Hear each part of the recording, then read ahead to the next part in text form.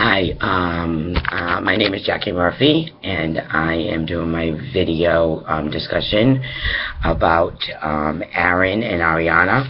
I relate in a couple of different ways to these two stories. One will start with Aaron. Aaron has serious impulse control and probably a defiant disorder, and has no respect for authority. I have a child, my youngest child. I went through the same thing as in his teenage years, while he was in high school. Fortunate for me, the boy did be put on, probation, and had to answer to somebody. And also we set up things at school, worked with a psychologist, worked with a lot of different people. I had them intervene, and the pediatrician, the psychiatrist, the right medication, and counseling to change Jay around, and by the grace of God, he did. But unfortunately, not a lot of children have that opportunity. I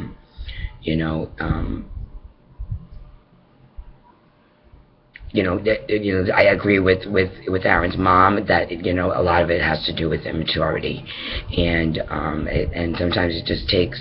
I have two other sons who never had any type of problems in school, were great students, never got in trouble with the law.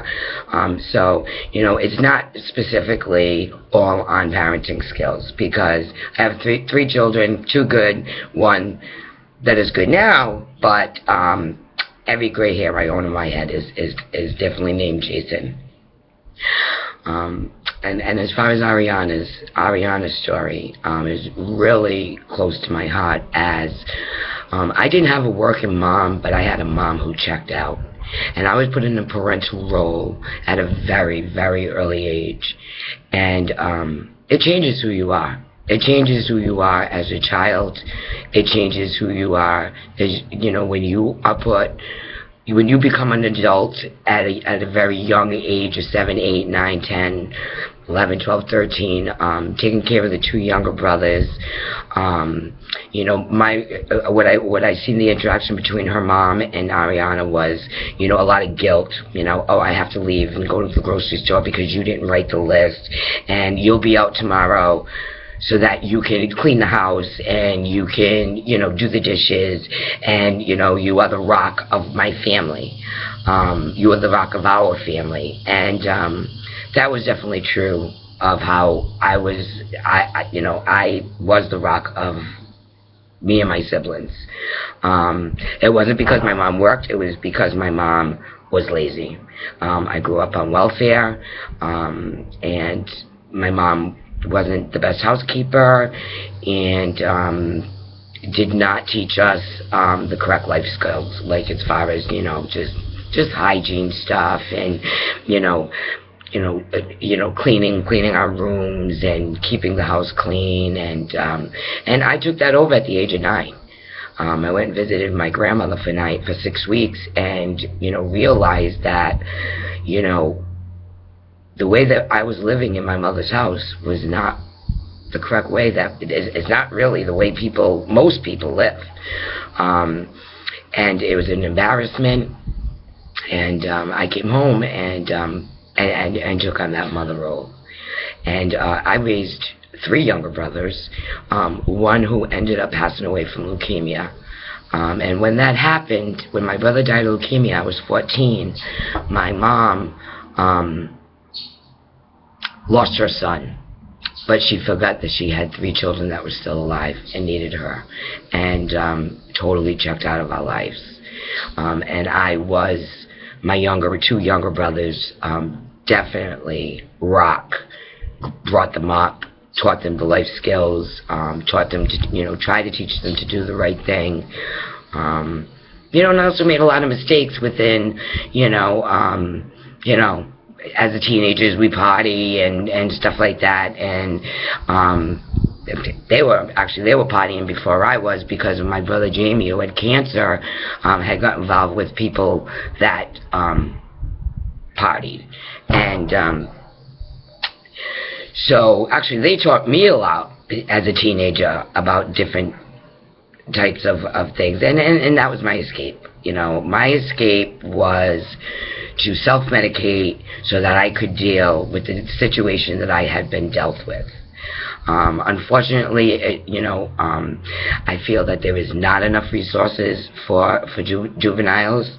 I feel that we absolutely need to start with our children who start in the criminal justice system, to start slowly, gradually minimizing the overcrowding of jails. Years ago, things were never talked about. Everything was kept a secret, and it was left in the house. Well, it's not like that anymore. I talked to my kids about everything from, I don't know, sex to, to violence. There's no such thing as ghosts. I mean, whatever. There was always open communication. And I feel there's a lot of that missing. And these, high-risk kids, that their parents just have checked out due to whether it be working, drugs, maybe, other means of supporting themselves and their children. And those are the kids that we lose.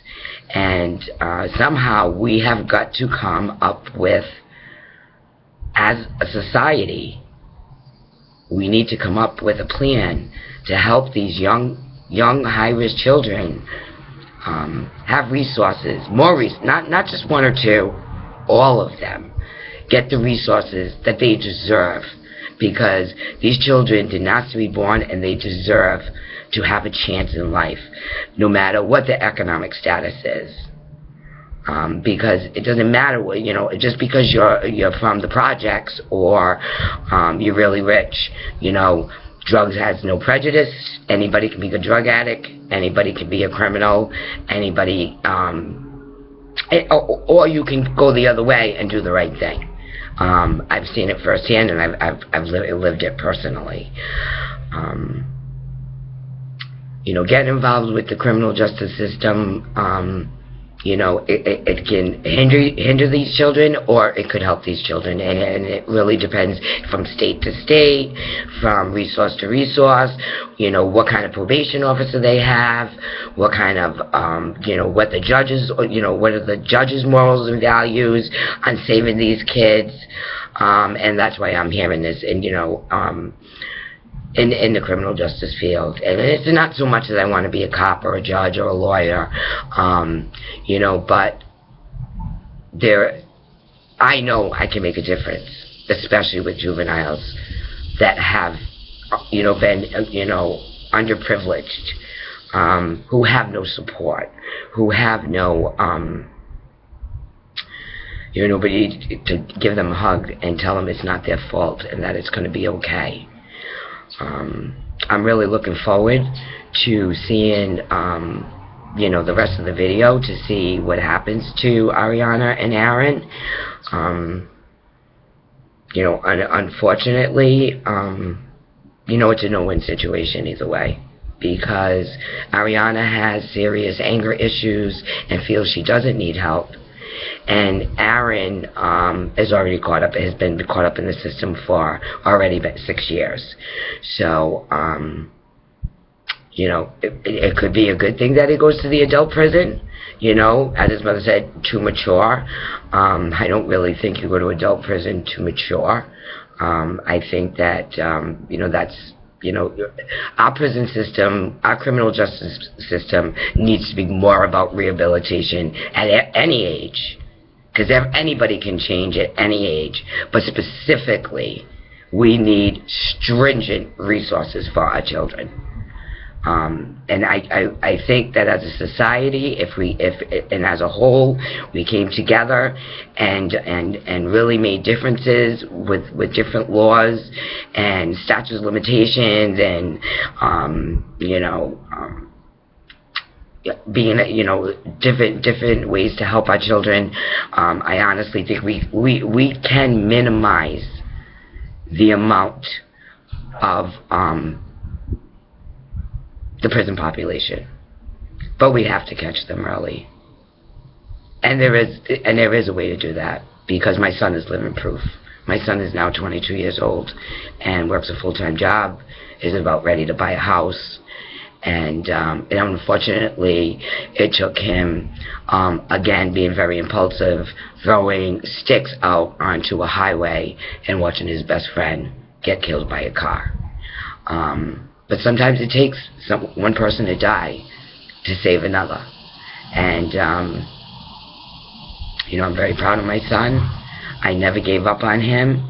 And that truly made the difference on how my son turned out, because, back, when he was 15, I thought for sure I was losing my son to the criminal justice system.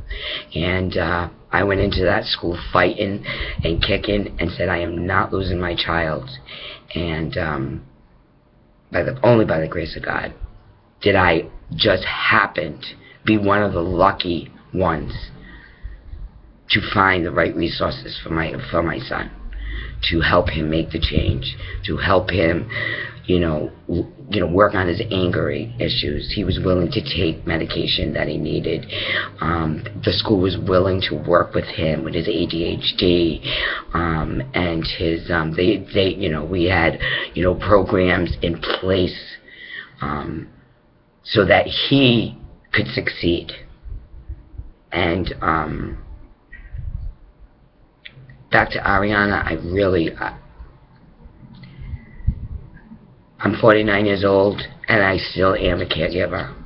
And I am at the point in my life now, at 49, after all these years of being the caregiver of my whole entire family, that I feel defeated, and I give up, I've been the director of this play for a very long time, and not because I wanted to. It was because I was put into that place at the age of, even before 9 years old.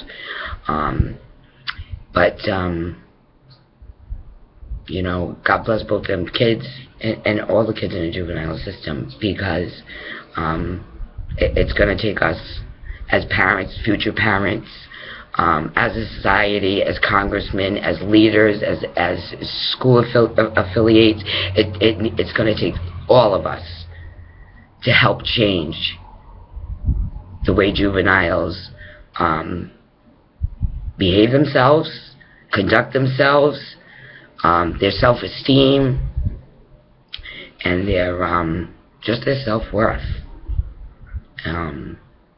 I am very excited to see what everyone else has to say about the subject, and I'm going to be a probation officer, so I'm hoping that I truly am able to make a difference. I know I can't change everyone, but I do know from my background history of working with male adults from the criminal system, people can change. I've seen it, I've lived it, and it's very rewarding. And my goal as a mom, a single mom, who raised 3 sons who are now all adults, married, one having a child, and buying houses and just doing really well, it's time to give back to the kids that really need it, because they're our future. They're our future. And we, as my generation, society of parents, have absolutely made these children entitled, didn't teach them values, morals. We have spoiled the generation that I'm probably, most of you guys in this class, in this particular class, is your age. There's a lot of entitlement, and it's not your fault. It's just the way that history goes, and the guilt that us as parents, coming from troubled childhoods, try to save our children from the same pain. So again, it's really good to meet everybody, and I wish us all good luck, and I hope to learn a lot from you, and I hope to maybe be able to teach you a thing or two also. Thank you very much. Sorry for the morning look, but there'll be many more of these looks on these videos. So, have a great day.